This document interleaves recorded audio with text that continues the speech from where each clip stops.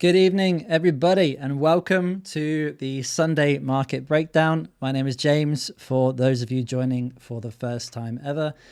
I'm a Forex trader, and I do these Sunday Market Breakdowns every week on a Sunday. And basically, what I'm here to do is run through the trades that I've taken during the week, explain a little bit about my approach to the markets. But, you know, this is now the 12th... the 12th episode, if you like, of the Sunday Market Breakdown.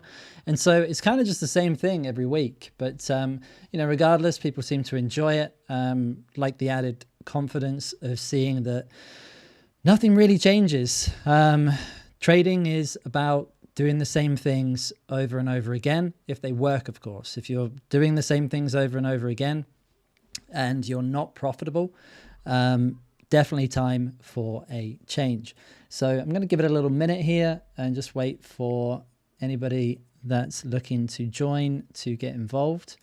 And whilst I'm doing that, I'll just also explain that I run a community over on LeveledFX. It's on the school platform. So if I go ahead and share my screen, you better see this here.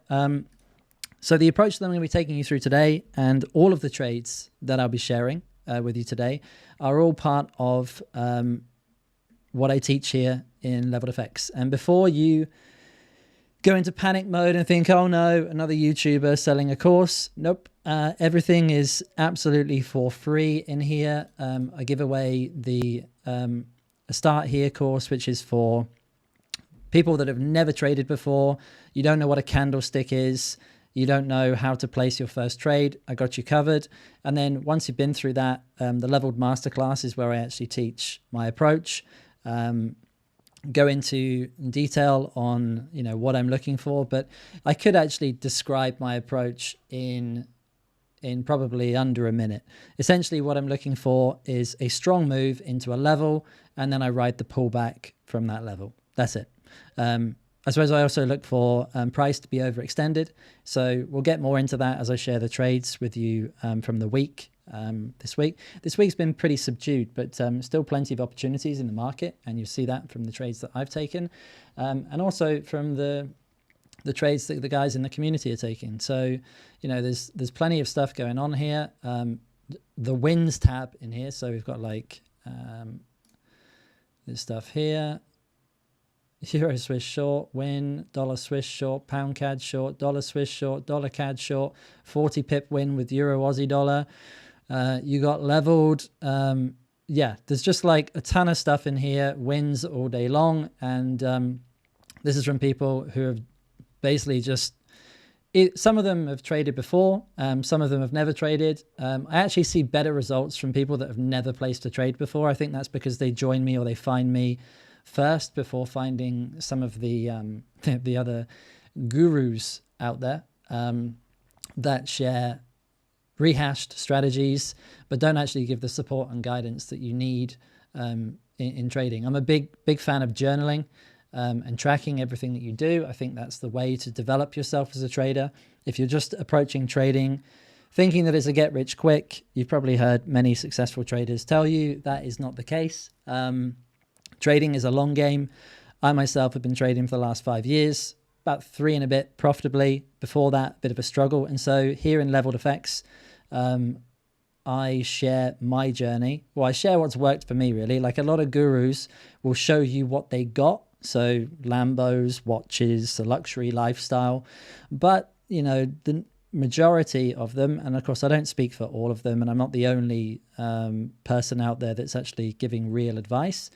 But a lot of them won't show you how they did it. And if they did show you how they did it, achieve this luxury lifestyle, the majority of people will have achieved that through the sale of courses, which is incredibly misleading and leads to the industry being a very confusing place for new and developing traders. So I seek to put a little bit of that right by what I do here in LeveledFX.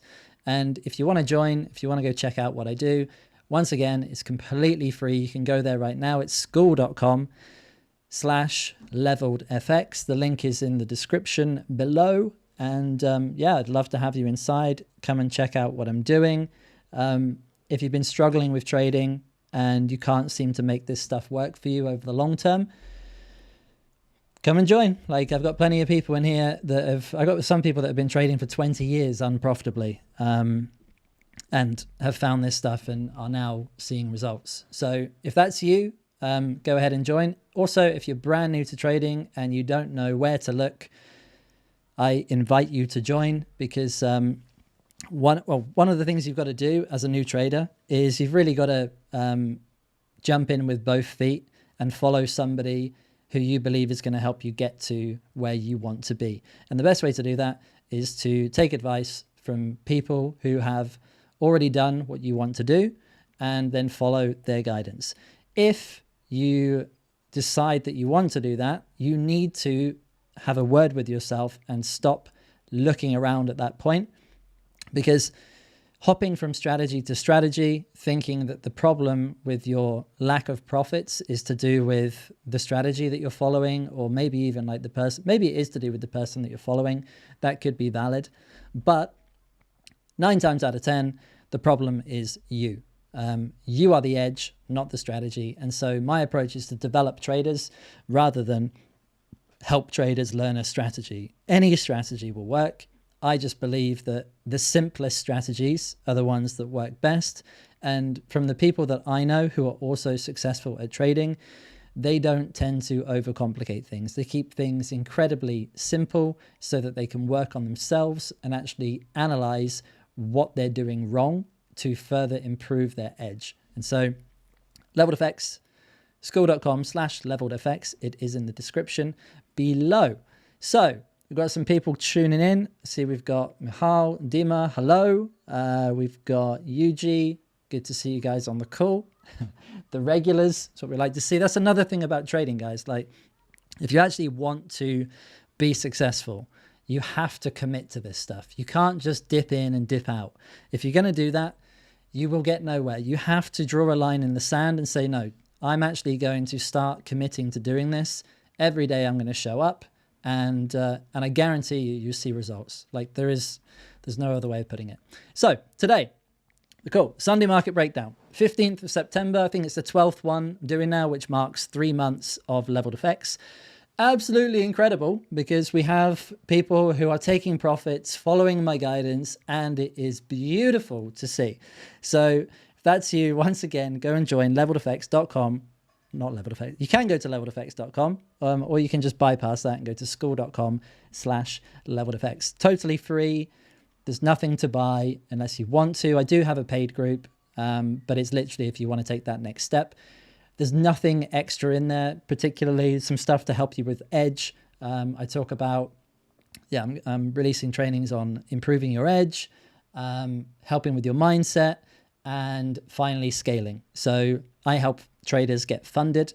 I believe there's a huge lack of capital for traders out there, but we now have these internet prop firms, not prop firms in the traditional sense, but internet prop firms, which provide traders with capital if they can pass a challenge. So for $500 roughly is the price for most of them to access $100,000 in capital. You get that refunded when you pass. There's absolutely no reason why you should fail a challenge. Back in the day, there used to be time limits with them. There are no time limits on a lot of the legitimate prop firms now. And so therefore, as long as you're a patient trader, disciplined, and can follow a process, no reason for you to be failing prop firm challenges. Anybody that fails a prop firm challenge cannot trade. Simple as that. Anyway, going into it, Sunday market breakdown. I'm going to look at the trades I've taken this week. We're going to go into why I took them, as I said. And then we're going to take a look at the week ahead, check the economic calendar, and check some of the technicals. Although I tend to not do that in most of these most recent videos. Main reason being is things change throughout the week. So as they change, I update people in the community. And if you want to get those updates, go ahead and join. It's school.com/leveledfx. So this week, 1, 2, 3, 4, 5, 6 trades. And I do think that I'm a trader that doesn't take a lot of trades. My average weekly trades were around the sort of like 4 or 5 trades a week, but it has crept up recently. August was really a lot more trades than I would usually take. And I think the main reason for that is because we had different market conditions. The market conditions we saw in August were very subdued, meaning that there wasn't a lot of data events happening. We had NFP, as we always do, on the first Friday of every month, which is a big kind of volatile day. But other than that, the market's been pretty subdued, and understanding market conditions is also part of being a successful trader. Strategy alone will not weather the storm of some market conditions. And so being aware of which conditions you're trading is something that you absolutely have to be aware of as a trader. So, yeah, because there was less volume in the markets, a much less volatile conditions, it just allowed me to take a lot more intraday key levels, whereas usually I would just wait for daily levels to get hit, and that would give me my entry into a trade. So yeah, but this week has actually been quite slow. You can see the majority of my trades were actually on Wednesday. So if I just had a bad day on Wednesday, or if I decided to take the day off, I would have had 2 trades this week. And that also leads on to another point. As a trader, you don't need to be taking trades if they're not there. And so Wednesday presented a lot of opportunities. You might look at this and go, wow, you must have been feeling really impatient on Wednesday, James. But no, the actual reality is just it was a very slow day, and then everything just started hitting in the evening. So yeah, I'll get into that though. So we are 10 minutes in. I actually thought this video I'd managed to keep on time. I allow an hour for these videos, so or these live streams. Still getting used to the YouTube terminology. But yeah, I'm just going to dive right into it. And then if we've got any questions at the end, I will happily take them. Yeah, who have we got here? Oh, we got Lubomir here too. Great to see you, man. Good to have you on the live. Right, so let's get into it. So where have I got my trades? Charts, here we go. Pound Aussie. No, that's not what we're looking at. We are looking at the dollar CAD trade. Dollar CAD wasn't very nice to me last week. But again, I don't shy away from currency pairs that I have taken losses on. I don't take losses very often because of the way that I trade. I don't like losses. There's a stigma, not a stigma, a kind of a thing in the industry, in trading, where taking a loss has kind of been over glorified, I think, by many educators, saying that you've got to get used to losing. And whilst I agree with that statement, you have to take the losers on the chin. I also think that you really can avoid a lot of them by understanding how the market works. I don't trade one currency pair. I trade everything. And most people will tell you, well, you know, that means you're a master of none. Kind of, you know, the old saying, jack of all trades, master of none. And I do get why some people like to just trade one particular instrument. They tend to be technical traders only. I do class myself as a technical trader. However, you cannot ignore fundamentals because they are essentially what move the market. Nothing else really does. And if the market is moving from something that isn't a fundamental driver, then usually you're exposing yourself to the market changing direction very easily on you because there is nothing driving it, right? So anyway, that's blathering on. I'm going to get into dollar CAD. So dollar CAD, and I'll quickly explain how I trade as well in this first example. For those of you that don't know, that are joining for the first time, I know a majority of you guys on the call know exactly what's up because I've been seeing you rinse the market in the last week. And well, not just the last week either, the last few weeks. And it's amazing to see. It's one thing to take your own profits. Another thing to put something together like a community and a training and actually see people utilize it and actually get results from it. So what was I looking at here on dollar CAD? Well, when I'd identified this trade, if I just rewind the market, I was looking at this 4-hour level. So I'm on the 4-hour chart right now. I might just go ahead and put my watermark back on. I sometimes take it off, but I put it on here for the purposes of training videos so people know where I'm at. And And yeah, so 4-hour intraday key level. This is a level that price moved off of in a pretty aggressive way, as you can see here.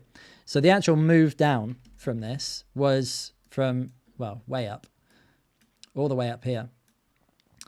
But price doesn't just go in one direction and just keep going in one direction. It has little stop-offs on the way, right? And these little stop-offs are pullbacks. And when this pullback occurs, this is when I like to get into the market. And the reason I like that is because I don't need to predict which way price is going to go. Price goes whichever way it wants to go. And if it goes in a particular way, in a very strong way, like the move is what I would classify as impulsive, there's going to be profit taking occurring. Because if price moves one way for quite some time, traders are in this trade, at this example, going long. And so when a level gets hit, for example, if this was a particular level, well, the only way for traders to get out of that long position and to take their profits, to realize them, is to get into a sell. They sell out of their position to realize their profits. And there lies the trading opportunity. That is when we get in and we ride the pullback.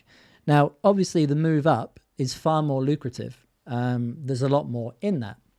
However, you as a trader need to guess which way price is going to go. And there are other strategies that I know will get you into these type of trades, but they have a much lower hit rate.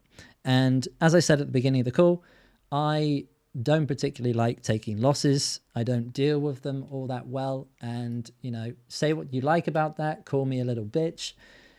I just know how my own psychology works and my approach to trading. I'm the type of person that if I'm wrong too many times in a row, I need to take some time away. And so I think a lot of beginners start out like that. We're not used to being punched in the face after doing the work that's involved in learning to trade. So you could spend like 6 months learning a strategy and have it not work in the market. And that's normal in the maybe in the strategy that you've learned, right? It's kind of like a lot of strategies teach risk reward, meaning that if I was to get into this position here, then I would need a tight stop loss like this, and my target would be down here. So this, in this case, we've got this number here, 6. This would be a 1 to 6 risk reward, meaning that I would risk, let's say, $1,000, and I would make 6,000, which would then allow me to lose another 5 times and still be in profit. I think that is an incredibly backwards way of looking at the market and just totally unnecessary. I would rather have a lower risk reward, 1-to-1, even slightly negative, and be right 90% of the time. That's just me. And that's how my approach works. And it seems to be working for a lot of the guys who have joined Leveled FX. So yeah, that is how I trade. So back to the dollar CAD trade. And I won't go into the trading on every single, how I do trading on every single trade analysis, just because that kind of shows you in a nutshell how I'm doing this. So what I'm doing is I'm looking for a strong move in. So I can't target a level that's kind of close to where price is already, right? I need to look for something that's far enough away. So I can measure this with my tool on TradingView. So 120 pips or so into this level up here for dollar CAD. And if we play price forward, we can see we had a very strong move towards the level that I was interested in. The other thing that I'm interested in is whether or not price is overextended.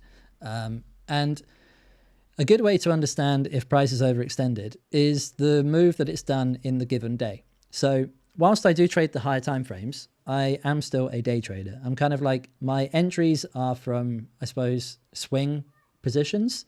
However, I refine my entries to the 4-hour, the 1 hour, sometimes even the 15-minute. In fact, I have an example from this week on pound yen where I refined to the 15-minute to take advantage of a trading opportunity. And I'll show you that.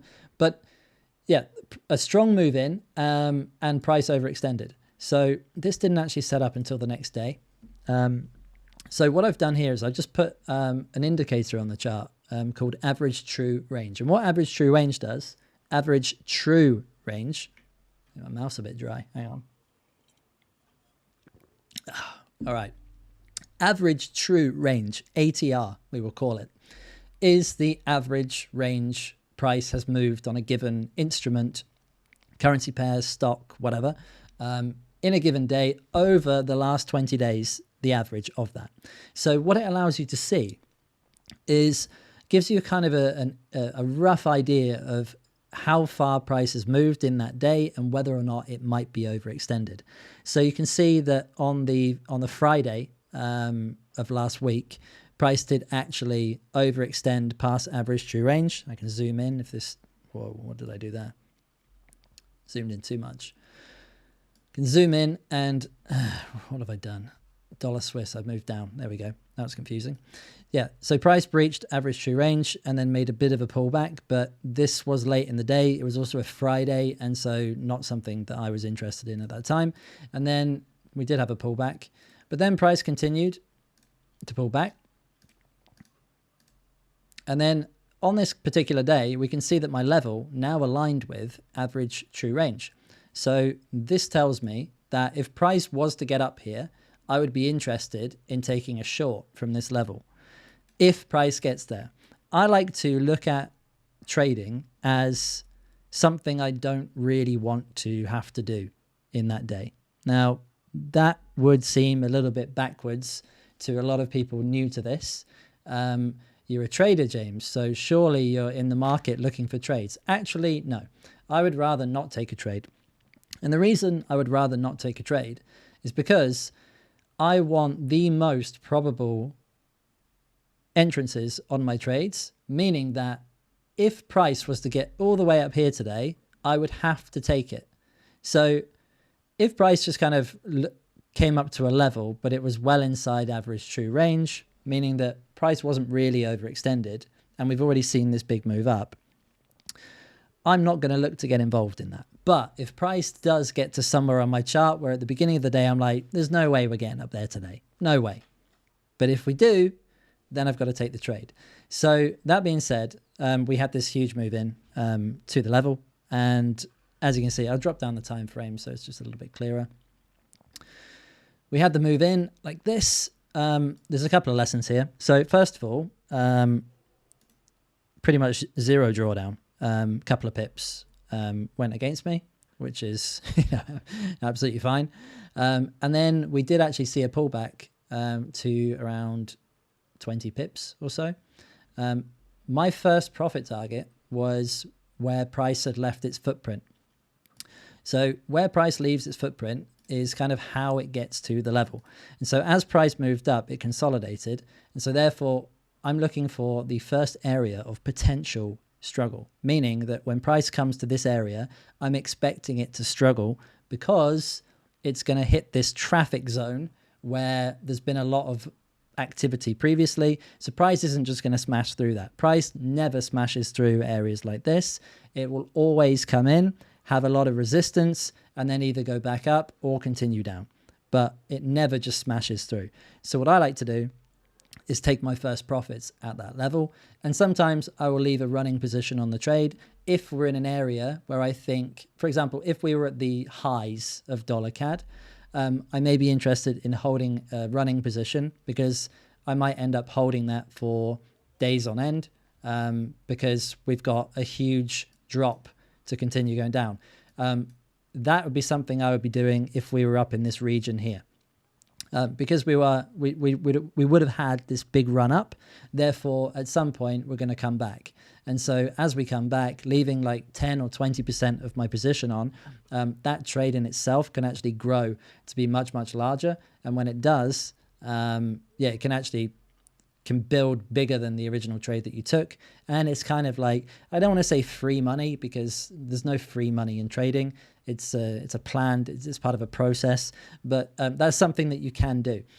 Anyway, getting back to it, first area of potential struggle, and then price just made its pullback.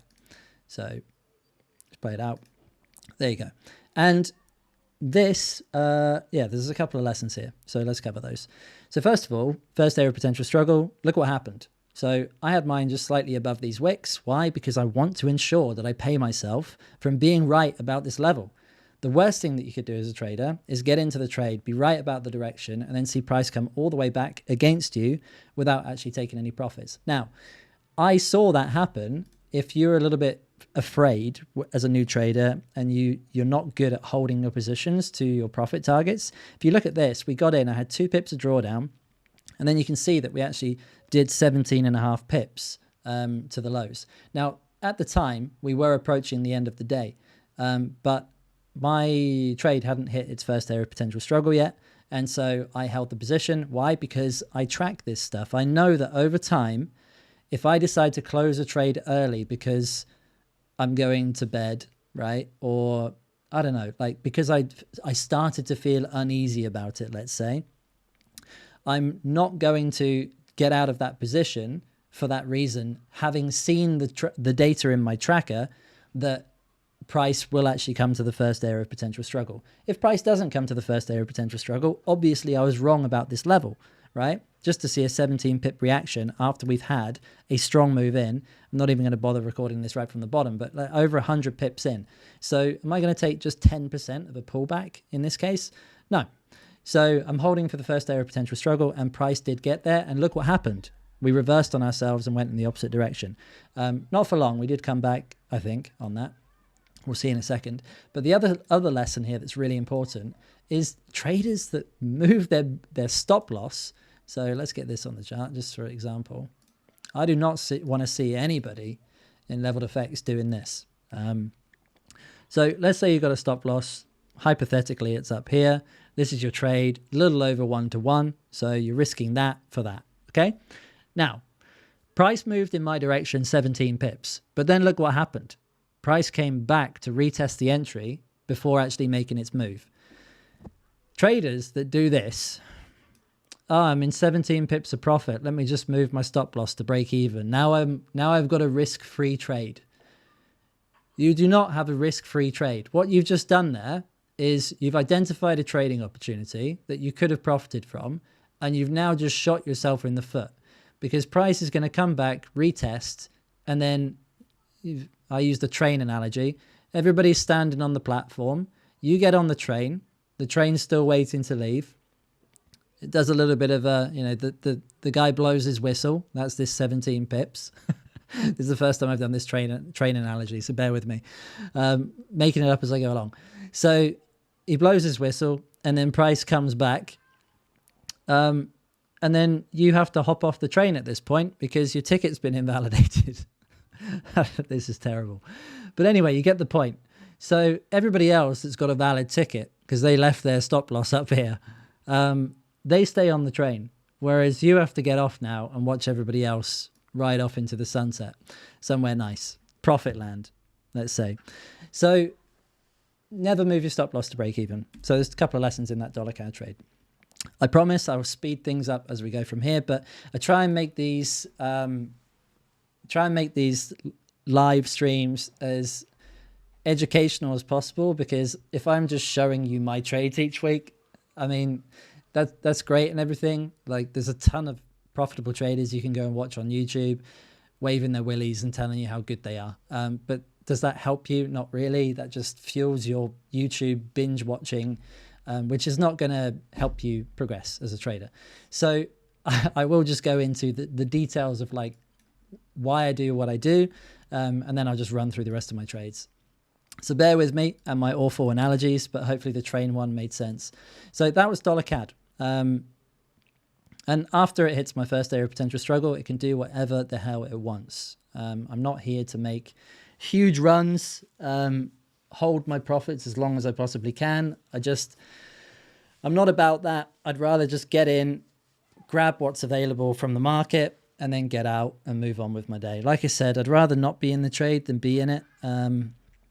Euro Swiss, this was a nice one. This was a very calm, I want to say, Wednesday morning trade. Euro Swiss long. Let's get into that one. Euro Swiss. I got a lot of stuff going on here on Euro Swiss, but you'll see why in just a second, because I wrote this thing up and then wrote it back down. What I like about Swiss pairs, what I don't like about Swiss pairs is they move quite slowly. What I like about Swiss pairs is they move quite slowly. and I'll explain.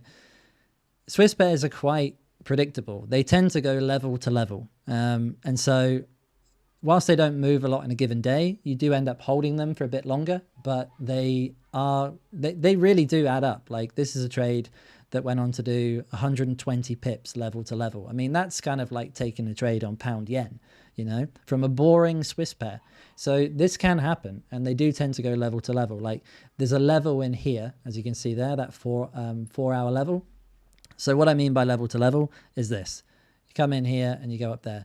I didn't take this level to level. And the reason I didn't take this level to level was because of the market conditions. I didn't like this week's market conditions from a volatility standpoint. It was a very subdued market. And so therefore I was quite quick to take my profits at the first area of potential struggle. I can't sit here in leveled effects teaching people that they should take their profits at the first area of potential struggle and not do the same thing myself as a trader. So that is why I end up doing this stuff. I know over the long run if it's better to hold a trade for a long time or if it's better to take the first area of potential struggle. Would I be more profitable if I held all of my trades level to level? Maybe. But in trading, it is not just about that. In trading, you are the edge. So you need to protect your mindset before anything else. And so if you know that you feel uneasy about holding trades for a long time and you have a high hit rate, like mine personally is over 90%, and that's no brag. That's just because, you know, if I wanted to brag, I would much rather say held this trade for 3,000 pips. Look at that, you know, but that's a brag. My hit rate is because I take the strongest levels and the most probable trades, but I'm not holding for a long time because that's not how I protect my mindset. I protect my mindset by taking partial profits, usually the majority. It's usually about 80%, unless the trade's barely gone anywhere and I feel uneasy about it for whatever reason I'm seeing in the market. And then I'll maybe take 50% and wind my stop in a bit. Something like that. But most of the time it's 80 to 90% of the profits and then I leave a runner. So in this case, I think I took around 20 pips off Euro Swiss. Yep. And then I ran it up to around 50 pips with the runner. So all in all, it was a pretty nice trade. And the reason I took this trade is because if we zoom out,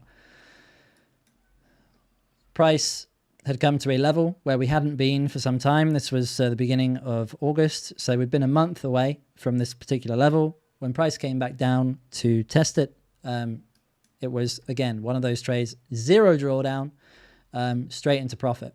So really nice buy there. I'll come back and do the sell in a minute because it was later in the week, I think. But same thing, 4 hour level up here. As you can see, I do believe we had average true range. As you can see here, this line. So price was overextended, meaning great opportunity for me to get into the trade, which I did, took a short and down we go. Just same old stuff over and over again. So that was Euro Swiss, Aussie Yen. This one wasn't as nice. The better trade on this was actually taken by most of the guys in the community. Me, on the other hand, I got tagged into Aussie Yen before everybody else. So I had a 4 hour level just over here. Let's see where ATR was at that time. So we got pretty far down into the range for Aussie Yen. Guys, I see your comments coming in. I just want to, let's do a quick, I'm terrible at these live streams, really. I'm all over the place, but you have to bear with me. I got comments coming in. I'm trying to talk about stuff. I'll get the hang of it one day. Robo. Let's fucking go. I'm on 6 week streak now. Awesome, man. Like leveled effects, trade the levels. That's how we do it. Tima says, this one's a good one. Entering a trade is something I don't really want to have to do. Can you repeat that one again? Interesting mindset perspective. I haven't heard it before. Yeah, there's probably a lot of things you'll hear from me that you haven't heard before. Yeah. So just to recap on this one then, the reason it's not that I don't want to trade. Of course I want to trade. Like that's how I make my income. But I think it's a good a flip for new traders to think about trading in reverse, because most new traders believe that trading is about taking trades, right? So like real life, you go to work. Let's say real life is 9 to 5. And in real life, what happens is, I'll come off the charts here. Yeah, real life, what tends to happen in real life is you go and work, and the harder you work, usually the more rewarded you get. You get that raise, promotion, whatever it may be. And so when people come into trading, they come into it, you know, quite understandably with the same approach. Like the more I trade, the more money I'll make. And it's just completely the opposite in trading. The less you do, as in the less trades you take, at least what I found, is amounts to more profit. The less time I spend on the charts, the more money I make.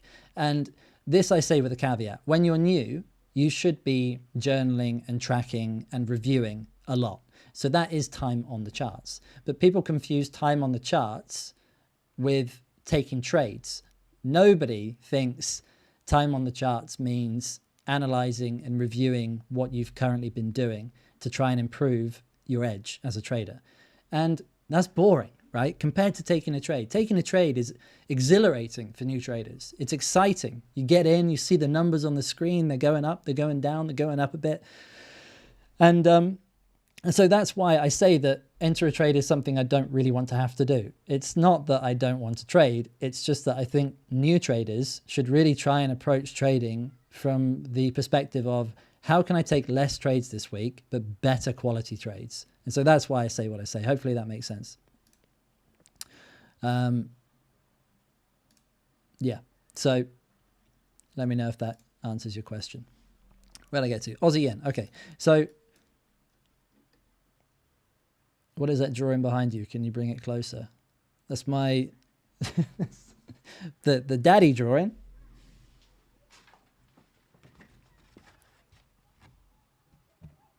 There you go. That's a piece of artwork from my eldest daughter.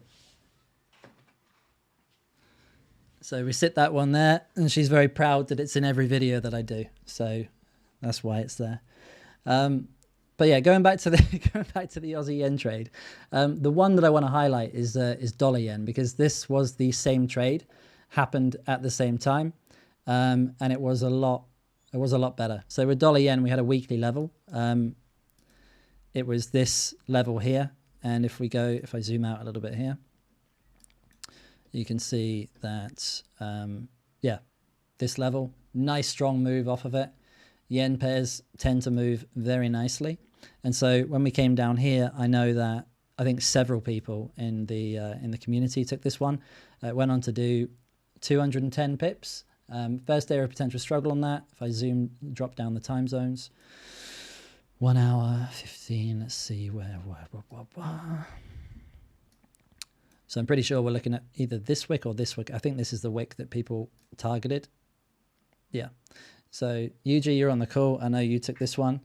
It was 49 pips, I think you took off that. So yeah, nice trade. Yeah, I know you took the dollar yen. I took Aussie yen. It was okay, but I had a lot more drawdown than you, unfortunately.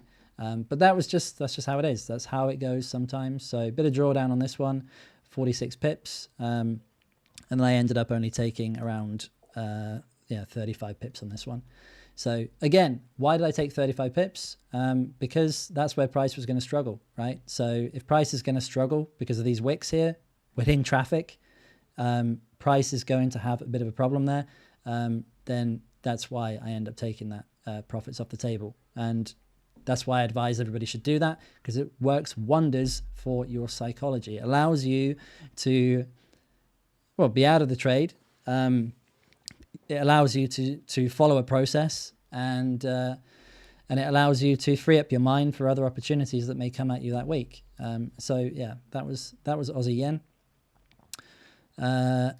So that was, both Euro Swiss and Aussie yen were in the morning.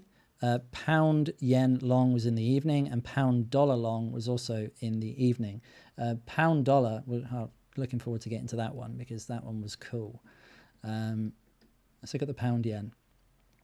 So with pound yen, back over yonder, I don't believe is that the level I took? It is the level I took, yeah. So This was on the Wednesday. We had this strong move in. Yeah, strong move down. After we'd already had a trading opportunity. I think it was either the day before or in the morning. Yeah, I think it was in the morning because it aligned with dollar yen and Aussie yen. So that we had the move down and then a bit of a pullback, which was the dollar yen trade that I just showed. I was in the Aussie yen one, stupidly, not in the best one, but I always joke and say to people in the community, the trade is, it was actually the driver for that trade was actually the Japanese stock market. And I'll say, do I want to say a couple of words on that? I will. So quite often when the Japanese stock market hits a level and starts to pull back, when it pulls back, we gain yen strength. Why do we gain yen strength? Well, because the same way the US 500, the S&P 500 works with the dollar, the Japanese stock market works with the yen. So if the Japanese stock market, if everybody's selling their stocks, what are they getting in return? They're getting Japanese yen. So that strengthens the yen, and so you get a direct correlation with the Japanese stock market and all yen pairs. And so the dollar yen move was at the time of the Japanese stock market hitting a level, and so that's why the move was a yen strengthening move rather than than just specific to that currency pair. So you could have taken the same move on dollar yen, Aussie yen, pound yen, euro yen, Canadian yen, whatever you want. It just so happened that the best opportunity was dollar yen. I just got tagged into Aussie yen before that happened. I had a pending order, so that's why I was in that. And I didn't want to double my risk by taking dollar yen as well, because it's the same trade, right? And so that's why I always joke with the guys in the community and say, just ask me like which one I took. If you take the other one, it will probably be the one that does better. But the move is the same and profit's profit. So yeah, just a quick one on that. So pound yen, back to that. This was actually refined to the 15-minute. And let's go to the hourly, because I remember this being in the evening. Let's see. No, that's a morning trade. But I definitely took this at 183.82. So it's 183.82. 183. Yeah, it was down here. That was the other trade, 183.82. Let me show you this. So, and this was a mega move that I did not capitalize properly. So I took my profits, I believe, here. Is that right? Yeah. But the move was mega. No, wrong button. Yeah, so as you can see, I'm using average true range. Price tapped into average true range. And this was also a Japanese stock market move. All yen pairs were doing this same thing. So to find the level on this, we have to go back over to yonder. And this was a level where price had a big move off it. So as you refine this to the 15-minute to see what was going on at that time, and there's always data within the candles. So price had tried to move off of this low here, and it made a pullback, but it really rocketed off of this level here, the 183.8. And so that was my reasoning for getting into the pound yen trade. And I took my 60 pips on it, but it actually went on to do like 289 pips. Usually I wouldn't mind, but it went on to do 200 odd pips like within the next few hours. So whilst I took my 60, it went on to do over 100 pips. About 200 pips by the end of the day. So I was a little bit annoyed about that one. But like I said, profit's profit. Following the process, that's what you need to do. And by following the process, you will consistently make profits from the markets. So that was the pound yen trade. Pound dollar, this was around the same time. So nice that we both had like a pound. Pound was on the back foot. It was selling off, which is why I chose pound yen, not any of the other yen pairs like dollar yen or New Zealand yen or Aussie yen. So pound long from 101.301, 5, if you want to be specific. I'll show you that one. And at the time of this, we had, is that right? Yeah. So as price was moving down, in the paid group of Leveled FX, so this one here, We've got a group of really good guys in here now who are all leveling up their trading, pun intended. And we have a daily call on when is it? Yeah, Wednesday, Monday, Wednesday, Friday. We have a daily analysis call where I hop on and help people out with what they're doing that week with the trading. And I was hoping we'd get this set up whilst on the call, but price was moving down like this around the 4 p.m. where we have it, my time. So this is usually around the New York Open. So pound was selling off pretty heavily. And I said to the guys in the community, hey, look, like pound dollar looks pretty good from this level. What do you think? And people were like, yep, good. I was looking for the setup. And I just gave an example of like some of the checks that I do before entering a trade. Because part of how I approach trading is I identify the levels that I want to take in the morning, right? So I separate my planning from my execution. Oh, sorry, smashed my mic. And the reason you want to separate your trade planning from your trade execution is quite simply because when price is moving in a pretty aggressive way into your level, the last thing you want to do is start second guessing yourself and wondering whether or not you should get into this trade, right? What you want to do is remember that you just spent an hour, maybe even 2 hours in the morning going through every pair, looking at where the market is positioned and really knowing where you'd be looking to do business from today, right? Which level is going to be the business level if price gets there. So when price actually gets there, execution is completely separate to planning. You just execute. But before you do, you just run a couple of checks across the market. One of the things I like to do is look at the dollar index. What is that telling us about the dollar's strength in the market? The dollar is the daddy always in the market, right? So I always look to it just to see where we're positioned. Like, is the dollar coming up to a level? Why would I want it to come up to a level with the pound dollar? Because obviously we're seeing dollar strength come through, which is why the pound is weakening against the dollar. So if the dollar index comes up to a level at the same time as pound dollar coming down to a level, that just adds another confluence for me to take this trade. And I will often not execute a trade because I don't understand the market driver. But if I understand the market driver, I will take the trade. And this is what helps me improve my edge, right? You can still take every level that's a strong move in, overextended, and be profitable from doing that. It's just if you want to further develop your edge, you can start adding in these other things like, do I have that correlation going on? And so in this case, that was true. But the call ended. I only do them for an hour. And so we got this trade set up around 5 p.m. So it was just after the call. And as price moved in, just textbook trade. Strong level from over here. So I'm on the 1 hour chart now, but if I go to the 4 hour, you see we got a nice move off this level previously.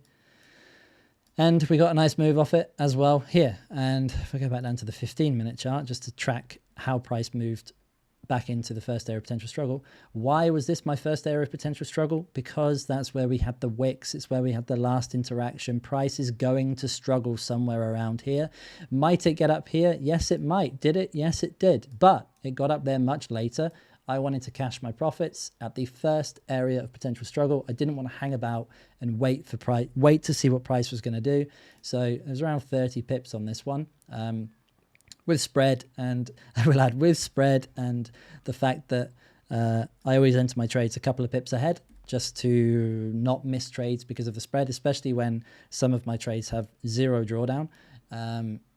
I don't want to miss the opportunity just because of the spread. So I always go a couple of pips just ahead, sometimes a little bit more on more of the exotic pairs like the yen pairs, maybe like pound Aussie, euro Aussie, New Zealand, stuff like that. What was really cool about this trade is that I called this one, well, I didn't call it. I obviously talked about it a bit on the call. But then obviously other people had already been looking at it as well. So I posted, the thing we talked about on the call. Guess what? Worked out. Hope you guys saw it too. And then, not really to my surprise, but I was just really happy to see that, Michael was in on it. And then Zach also posted his screenshot. It took exactly the same trade. I had a proud dad moment. George. So that's the other thing. Like the community is diverse. So we've got Mike, who's over in the US. We've got Zach, who's in London. George is in Malaysia. Yuji's in Lithuania. So like, it's just awesome to see this. So that's why I really, really like the pound dollar trade, is that, I'm just seeing guys spotting these opportunities and then taking full advantage of them. And not only that, I'm also seeing people practice patience. So, like I said, I'd rather not be in the trade than in the trade. And that's because I want to wait for the best opportunities. You can have 2, 3 really good trades during the week, and then you could have 6 absolute shitters. And why do you need to take those? Like, that is the difference between someone being profitable and not. And so no trade is also a trade. So again, that's kind of why I'm on the, not the anti-trading boat, but, I do think that it's better to take less trades. So that's pound dollar. Then we've got Euro Swiss. You've already seen this one. You saw the long that I took earlier in the week, and then I also took the short later in the week. So same thing, 4-hour level, strong move in, price was on ATR, we take it short. That's it. Simple stuff, guys. Simple stuff. Same thing, week in, week out. And that's it. If you can follow rules and you can, well, put it this way. If you're somebody that's been trading other ways, other strategies, whatever, it's difficult to unlearn things in trading. And that's why I say that I see the fastest results from, in the community I'm talking about, from people who have never traded before. And I think the reason that that is so prominent is because they don't have the bad habits. And so they just take what I say as it is. It's like, oh, James said this, so that's how it is, Whereas if you've someone that's looked at other trading strategies, some of these 3-letter acronyms, the ones I mean, which I have nothing against at all. But I do have the opinion that some of them are really quite complex, and they're very technical as well, technical based. They don't really they're not very inclusive of how the whole market works as one, right? Like I mentioned, the yen trades, I'll answer that in a minute. The yen trades were all just like one trade. It's just pick one and go with that. Don't take all of them. Like, it's the same trade. You just be tripling, quadrupling your risk. So, yeah. Where was I going with that? Trading, beginners, and yeah, I just see the best results from people that don't have all of this clutter in their head about things they've picked up from this strategy, from that strategy. And I'm a big believer in keeping things incredibly simple. Like, when I show people how I trade, it's almost like, well, that's like, it's almost stupid, and yes, it is. But you know what is more stupid? Some of the things I see people doing in the markets. They say that I'm going to do this today, and then they don't do that today. They do something completely different. And that is a problem in itself that needs to be solved. And so when I say that, leveled effects is for developing traders, like, that's what it's for. I don't believe that trading should be mechanical. I would love it to be. I'm a binary kind of person. I'm very black and white, but I just know that the markets are not. I know because I lost so much money learning how to do this. And so, I don't need to come at it and try and understand absolutely everything. If I don't understand a move in the market, guess what I do? Nothing. And then I come back when it's doing something that I do understand. And guess what? That keeps me out of shitty trades. That's it. So there's a lot to be said about that. Sukrimba221, I love these YouTube names, says, I saw on the pound dollar 2 short entries on your chart. Did you take those? If yes or no, can you tell us why? Thanks. Pound dollar. Yes, Sukrimba221. Sounds like a code name. You're referring to these ones, I guess? These were planned trades that I added to my trade tracker at some point in the week, maybe even the week prior. And no, I did not take these trades. If I took these trades, I'd be telling you that I took these trades. You have to go on my word on that, or maybe somebody in the community can can pipe up for me.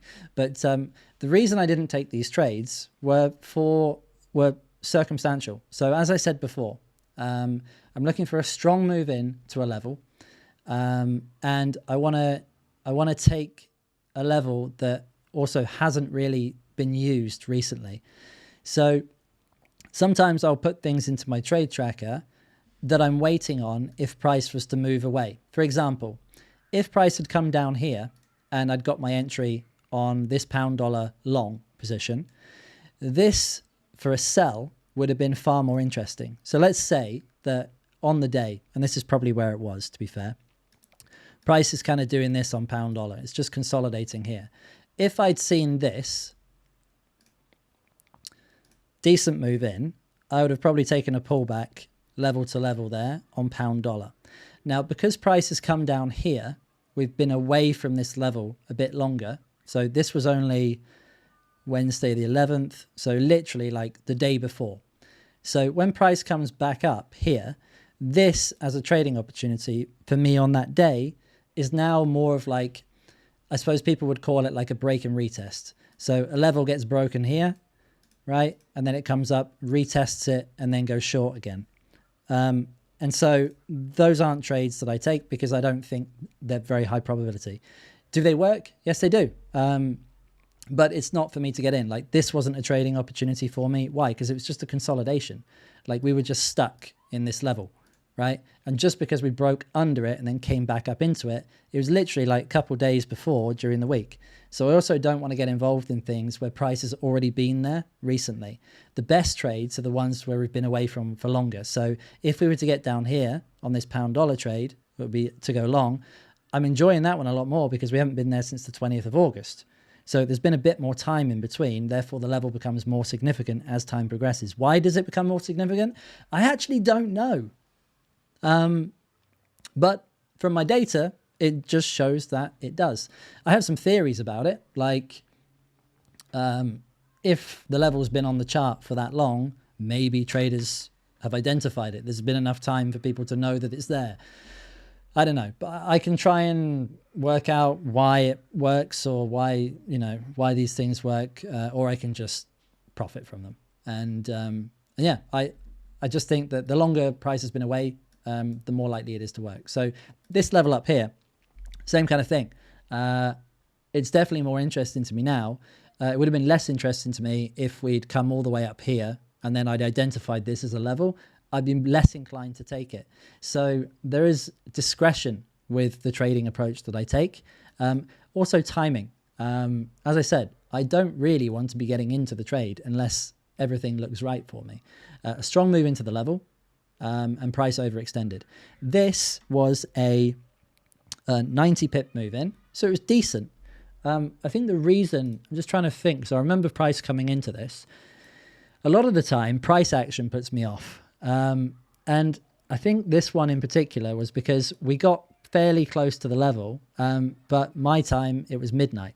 And so when price breached this level, I definitely didn't want to be taking anything at this point because the day was done. And I knew if price was going to come up here and ping off the level during Asian session, which I thought would be pretty unlikely. But if it did, it wouldn't be one that I would capture because I'd be off the charts in bed sleeping. Also at the time, things were going berserk with the dollar index. So if we go back to Thursday, 5 p.m., for example, Thursday, 5 p.m., you can see that the dollar was just dropping. And so I think, and I'll have to double check on this one, but I'm pretty sure that the dollar had just broken this low and there wasn't another level for me to take until down here. So I don't trade the dollar index, right? But as I mentioned before, I use it as a confluence. So this is the 4-hour level that I was waiting on next.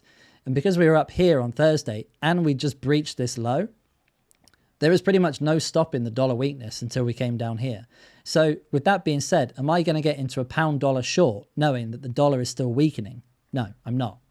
So that was the reasoning for not entering those trades. Time of day, dollar. It's not so much the time of day, to be honest. Like if I saw the dollar index hitting a level, I probably would have entertained it.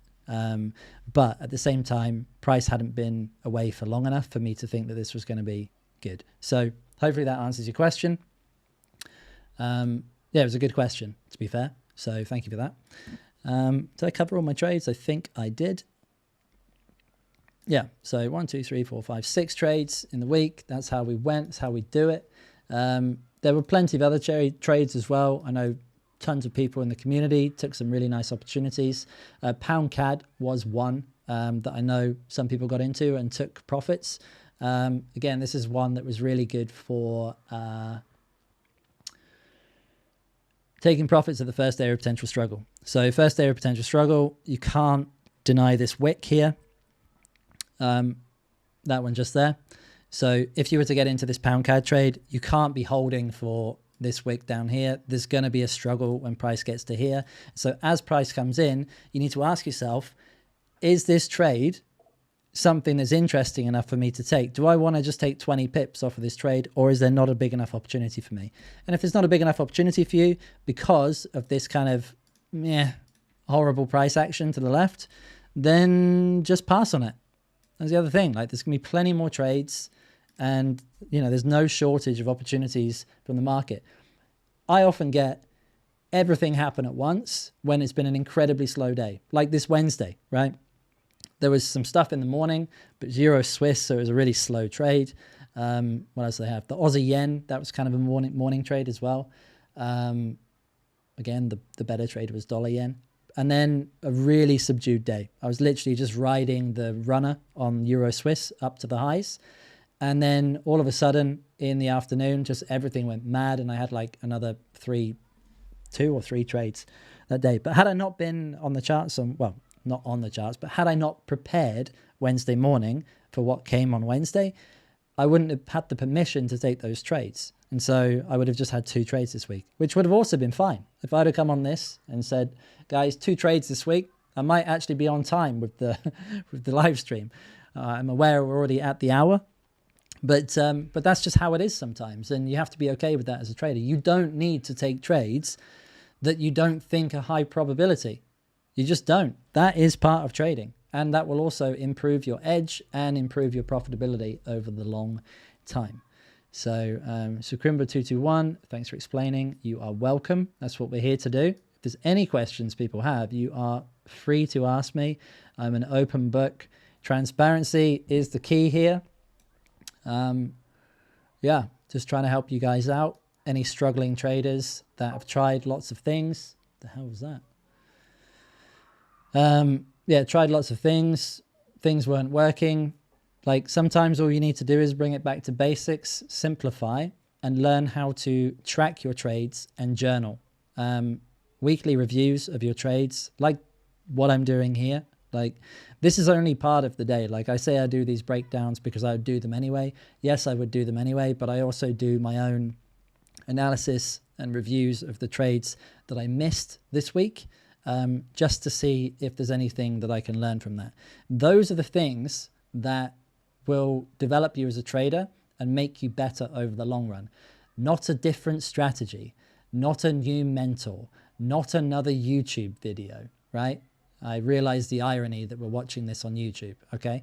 But at the same time, I'm not a YouTuber. I'm doing maybe one day I will be, and then I will be cast the same shadows that I cast on other YouTuber gurus. But hopefully with a long line of successful traders behind me who have taken the same approach and all reached a level of funding.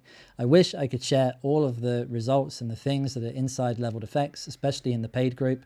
The paid group is just, everybody tells me that it is ridiculous value. I know, but the goal is not for me to sell you a $5,000 course, even though I could potentially do that.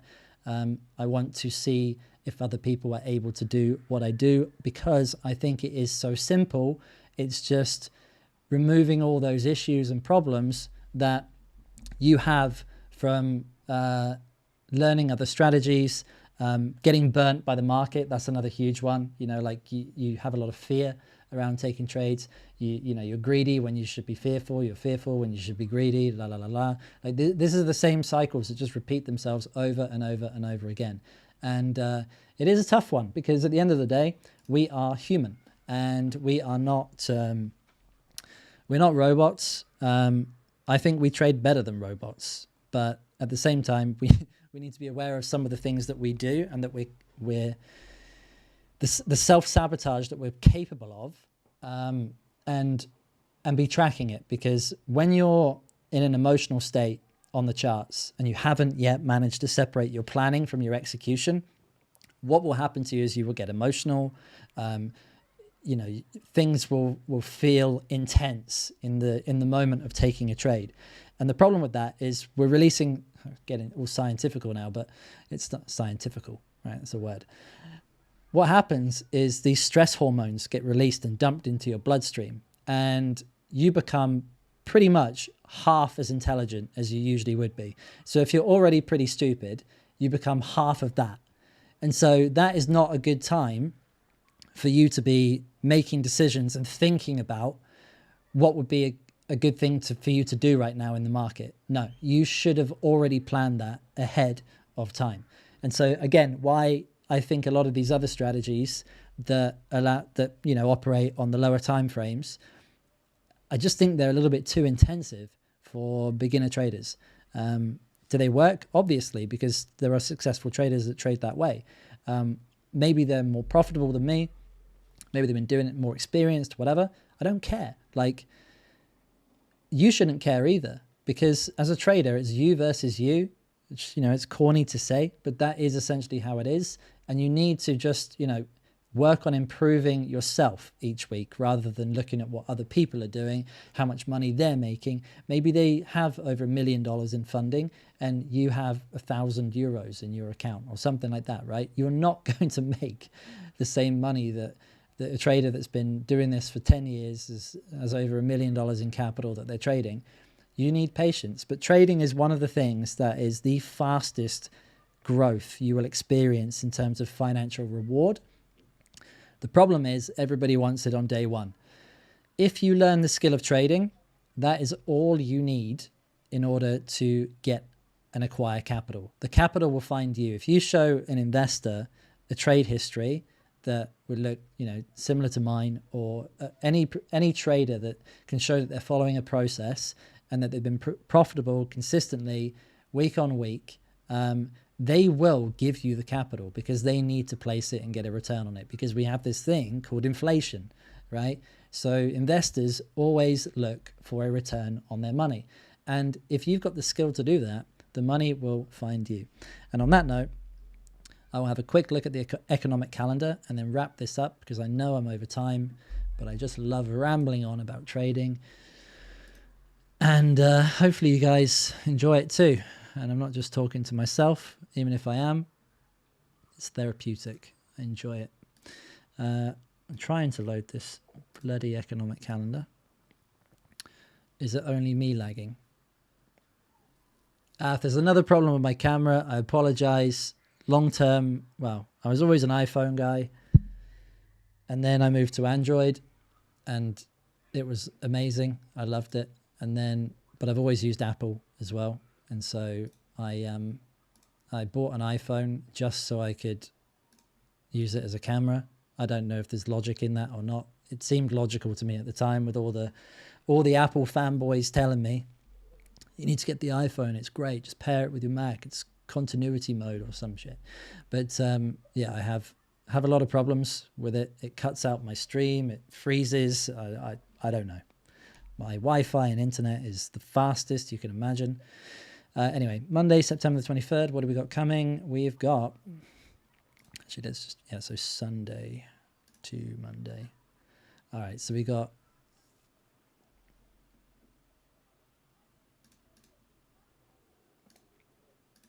I thought that looked a bit weird. When are we going 15th to the 21st? Jumping ahead of the gun. Monday is going to be subdued. So we've not got much coming on Monday, so expect a very slow day. Tuesday, and on that note, slow day on Monday. Intraday key levels will probably work quite well. Why will they work well? Because price probably won't move all that much, right? So if price isn't moving that much, you don't necessarily need to wait for price to be extremely overextended. But again, it's slightly more advanced to know and be aware of market conditions, but when you are, you're able to capitalize on more opportunities because of it. Tuesday, we've got CAD, Consumer Price Index. Beautiful. That should be some nice opportunities. Maybe EuroCAD wants to come out and play again and milk that puppy for the last 2 weeks. So, yeah, got excited there. Retail sales on the US dollar on Tuesday. So US dollar and CAD on Tuesday. Both data releases at the same time. Usually the dollar becomes more overpowering and CAD gets ignored, but I'm pretty sure we'll see some stuff on CAD off the back of that. Just look at the CAD positioning on dollar CAD at the moment. So we've got this on Tuesday. I think we're going to see CAD weakness. Why do I think that? Well, actually, could go either way. He says, hey, sign up for my signal service. I'll tell you that you've got a 50-50 chance of being right. Is price going to go up or down today? Well, it could do either. So, use that information wisely.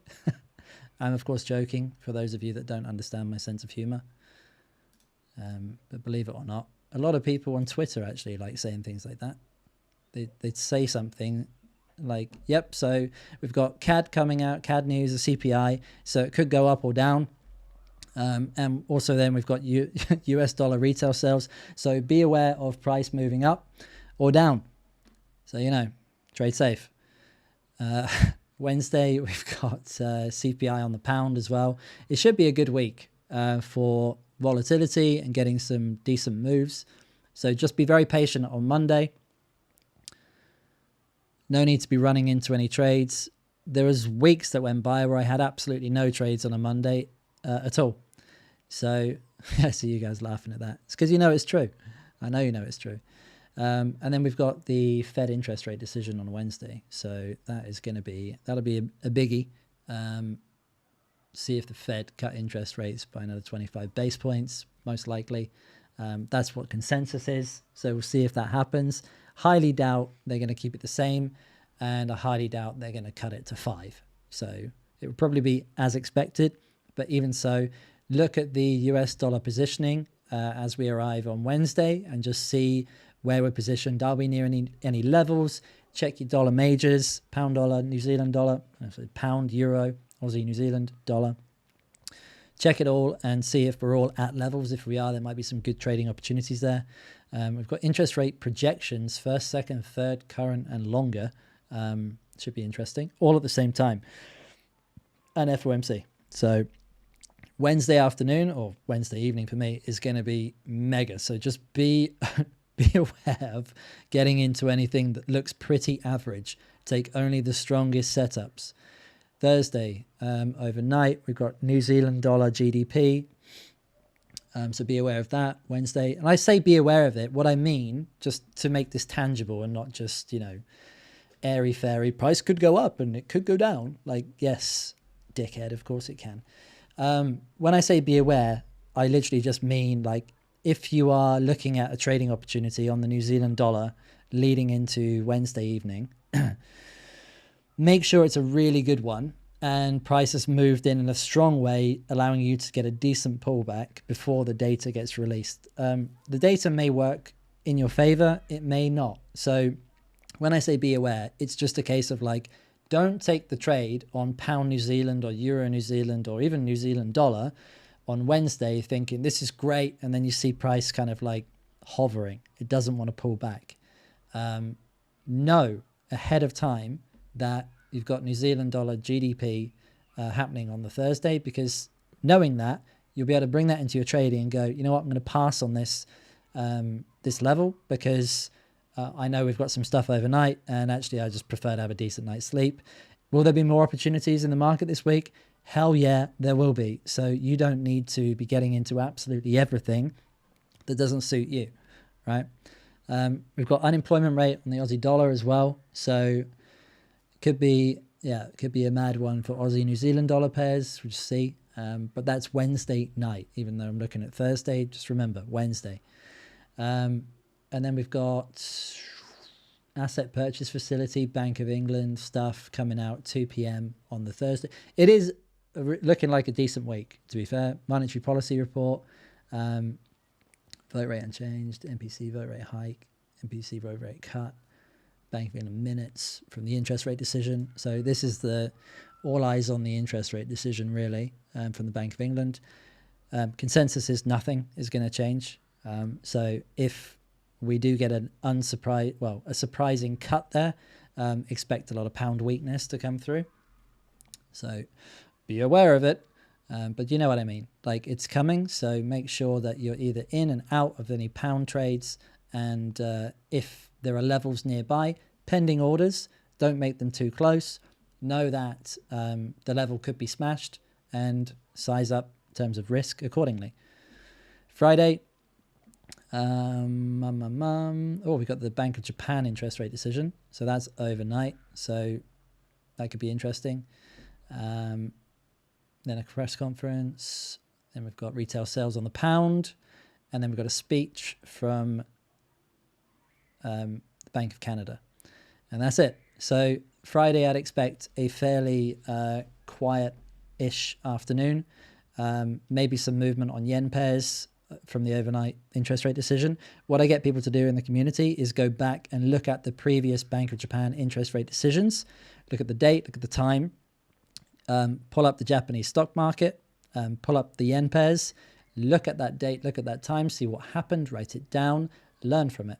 It's not that I want you to be able to predict what's happening in the market. No, I just want you to learn what type of news events move the markets. And by doing this, you'll be able to use what I'm talking about now to your advantage. So there's always patterns. Like, you will know if you have better trading days when there's more data being released than if there are days when there's no data being released. You can then use that in your trading and be like, there's no data today, no trading. It sounds simple, but guys, this is what makes the difference between profitable and unprofitable traders, like knowing this stuff. So you should be aware. There's not one successful trader that I know that doesn't know about major high impact news events that are happening on the economic calendar. Like, it's just something you need to know. So there's no excuses for being like, oh, I didn't know, it caught me off by surprise. Like, it's right here. I've just been through it. So we know. And every morning, take a look at it, remind yourself, check the next day, see if there's anything you need to be aware of in the afternoon. So it stops you getting into stuff like on when we've got the Bank of Japan interest rate decision, which was Friday morning happening. So am I going to get into yen trades late on a Thursday afternoon? No, I'm not.